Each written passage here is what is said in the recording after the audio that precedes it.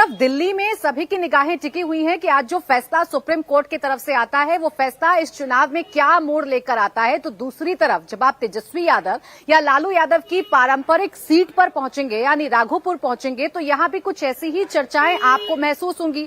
ये वो सीट है जहां 1995 से लालू यादव ने जो जीत का परचम है वो लहराया, राबड़ी देवी ने इसको कंटिन्यू किया। हालांकि 2010 में यह हार का सामना जरूर आरजेडी को करना पड़ा था, लेकिन 2015 में तेजस्वी यादव ने डेब्यू किया और तभी से आरजेडी का जो जीत की कंटिन्यूटी है वो लगातार जारी है। इस बार दिलचस्प है कि प्रशांत किशोर बार बार राघोपुर में आकर ललकारने की कोशिश कर रहे हैं, बार बार आकर ये कहते हैं कि तेजस्वी यादव को उन्हीं के गढ़ में चुनौती देंगे और ये एक बार अमेठी की तरह साबित होगा जैसा राहुल गांधी को उन्हीं के गढ़ में स्मृति ईरानी ने हराया था। अब इसकी क्या चर्चा यहां पर होती है, वोटर्स क्या बात करते हैं, ये जान लेना बड़ा जरूरी है। लोग भी हमारे साथ है। क्या नाम है भैया आपका? अमित कुमार सिंह।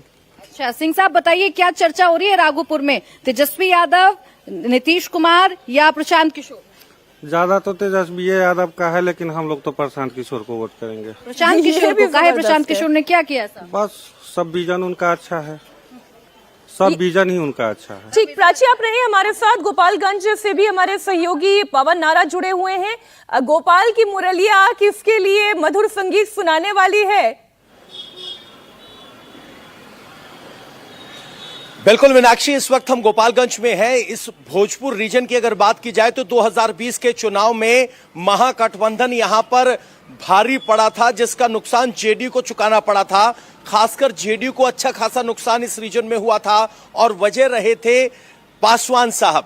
अब की बार पासवान पहली बार है, जैसा कि पॉलिटिकल एडिटर देवेंद्र पराशर बता रहे थे कि पहली बार होगा कि यहां एलजेपी और जेडीयू साथ मिलकर लड़ेगी। अगर मैं जिले वाइज सीट बताऊं तो आप सरप्राइज हो जाएंगे कि किस तरीके से यहां महागठबंधन ने अच्छा परफॉर्म किया था।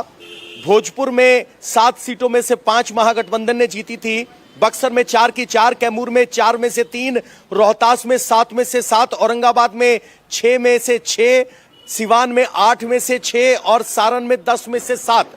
तो सोचिए ये वो रीजन है जिसको महागठबंधन सीपीआई-एमएल हो, आरजेडी हो या कांग्रेस हो डोमिनेट किया था। और अगर जेडीयू को अपनी स्थिति को मजबूत करना है तो इस भोजपुर रीजन में वापस दावा ठोकना होगा। और अगर एलजेपी उनके साथ है तो अब की बार जरूर कोई नया कास्ट कॉम्बिनेशन बन सकता है। लेकिन जिस इलाके में मैं खड़ा हूं ये जरूर एनडीए के लिए पॉइंट ऑफ कंसर्न है। यहां की परफॉर्मेंस का सुधार गारंटी होगी वापसी की। बिल्कुल बिल्कुल। दरभंगा से इस वक्त मेरी सहयोगी रोमिता तिवारी भी जुड़ी हुई हैं। दरभंगा का पॉलिटिकल रिपोर्ट कार्ड क्या कहता है रोमिता?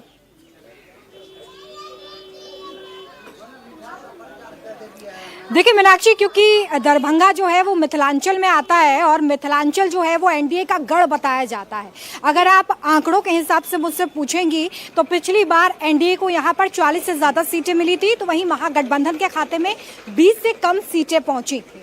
दरभंगा में 10 विधानसभा सीटें आती हैं, जिसमें से एनडीए के पास 9 है और सिर्फ 1 सीट दरभंगा ग्रामीण जो है वो इंडिया गठबंधन के खाते में जाती हुई नजर आती है। लेकिन मिथिलांचल एनडीए के लिए कितना ज्यादा इंपॉर्टेंट है ये भी आपको समझना होगा, क्योंकि ये गढ़ है, इसलिए इस किले को बचाने की चुनौती भी एनडीए के पास है। तो इसलिए केंद्र सरकार में जो ज्यादा मंत्री हैं बिहार के वो 8 से ज्यादा यहाँ पर हैं। इसके अलावा अगर आप बिहार कैबिनेट की बात करेंगे तो मिथिलांचल से 5 मंत्री जो है वो बनाए गए हैं। इस बार मिथिलांचल में एक जो नया पैटर्न नजर आ रहा है वो ये है कि जिस तरीके से बीजेपी ने यूपी में अयोध्या को हिंदुत्व का सेंटर कास्ट करके वहां से एक बड़ा फायदा लिया था, वैसे ही मिथिलांचल का सीतामढ़ी इस बार एनडीए के लिए सत्ता की चाबी बन सकता है, क्योंकि जिस तरीके से जानकी मंदिर की यहाँ पर नींव रखी गई है उसके बाद यहाँ पर 18 जिलों में इसका सीधा असर देखने के लिए मिलता है। और ऐसे में अगर यहाँ पर फायदा होता है एनडीए को तो जाहिर तौर पर ये जो 40 का आंकड़ा है वो और ज्यादा बढ़ सकता है। भाई जितने एनडीए के नेता हैं वो या प्रवक्ता हैं वो यही कह रहे हैं, अभय पराशर भी हमारे साथ पटना से जुड़े हुए हैं, कि इस बार 225 से 230 सीटें एनडीए के पास आनी तय है। तो जरा पाटलिपुत्र क्या कहता है ये भी बताएं। पटना से क्या रिपोर्ट आ रही है अभय?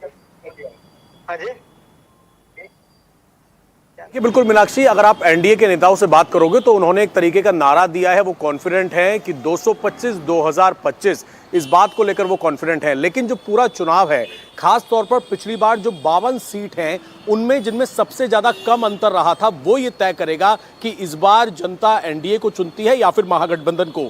जो वो 52 सीट है, हालांकि जिस तरीके से उपेंद्र कुशवाहा को जो सीट मिली है जिसमें उजियारपुर, सासाराम, मधुबनी, लेकिन उन्होंने भी कल ट्वीट करके ये कहा था कि उनके कार्यकर्ता कुछ उनसे नाराज हैं, उनको इस बात का पता है, लेकिन पार्टी ने कुछ सोच समझकर ये फैसला लिया होगा। जो 52 सीट है जिसपे सबसे ज्यादा अहम लड़ाई पिछली बार थी, बहुत कम मार्जिन था।